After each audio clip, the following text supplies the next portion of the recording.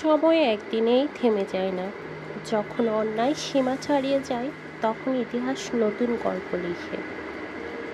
2024 সালের জুলাই মাস তেমনই বাংলাদেশের জন্য এক নতুন সম্ভাবনার গল্প রচিত হয়েছিল, যা আমরা বলি জুলাই বিপ্লব। জুলাই মাস শুরু হলো এক অন্যরকম আন্দোলন দিয়ে। বৈষম্যের বিরুদ্ধে আন্দোলন, কোটার বিরুদ্ধে আন্দোলন। আমাদের ভাইয়েরা, তরুণেরা শুধু তাদের অধিকার চাইতে নেমেছিল সড়কে। চাওয়া বেশি ছিল না, ন্যায়ের আলো, একটি সৎ সুযোগ। কিন্তু সেই স্বপ্নকে তারা দেখল অন্যরকম আঘাতে। শাসক চাইল তাদের প্রতিবাদ বন্ধ করতে, কঠোর হয়ে তাদের কণ্ঠ দমন করতে, কিন্তু তারা পারেনি। গণ আন্দোলন ছড়িয়ে পড়ল দেশ জুড়ে। রাজপথ ভর্তি হলো মানুষের কণ্ঠস্বর দিয়ে। তারা চিৎকার করলো একই সুরে, চেয়েছিলাম অধিকার, হয়ে গেলাম রাজাকার।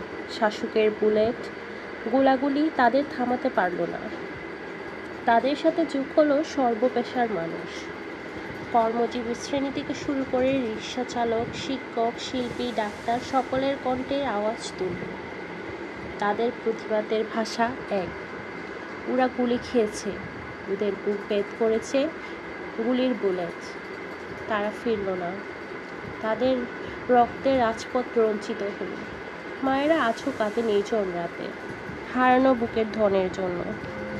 আমার ছেলেটা আর ফিরবে না, এই নির্মম সত্যটা তাদের মেনে নিতে কষ্ট হয়। সব যখন চরমে পৌঁছালো 5ই আগস্ট 2024, স্বৈরাচারী সরকারের 15 বছরের অপক্ষমতার পতন হল। নতুন বাংলাদেশের সূচনা হল। বাংলাদেশের মানুষ যেন প্রাণ ভরে নিঃশ্বাস নেওয়ার সুযোগ পেল এই অত্যাচার জুলুমের অবসানের পর। এই রক্ত, এই কান্না, এই বেদনা হবে আমাদের শক্তি। আমরা স্মরণ করব সেই সব বীরদের যারা নিজের প্রাণ উৎসর্গ করেছে আমাদের বৈষম্যহীন বাংলাদেশ উপহার দিতে। কত মায়ের বুক যে খালি হয়েছে, কত বোন যে মা ভাই হারা হয়েছে, সেটাও বলতে।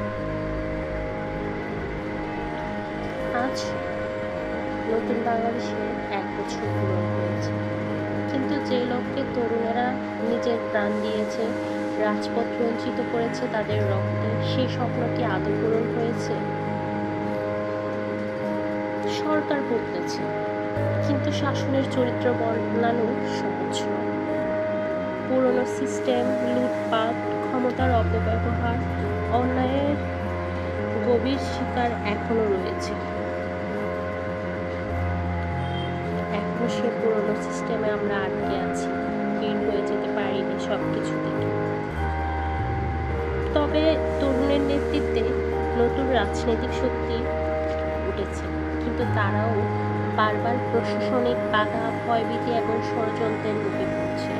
মানুষের কাছে প্রশ্নবিদ্ধ হচ্ছে। বারবার তাদের উপর নানা ষড়যন্ত্র করা হচ্ছে। অপরাধীদের শাস্তি এখনো নিশ্চিত হয়নি। মায়েরা এখনো সুবিচার পায় না, বরং নতুন প্রশাসনেও সে পুরনো শক্তি সক্রিয়। তবে তরুণেরা চেতনা আর ভয়হীন প্রতিবাদ এখন আর কেউ থামাতে পারবে না। জাতির মধ্যে ভয় কেটে গেছে, এটাই আমাদের সবচেয়ে বড় অর্জন।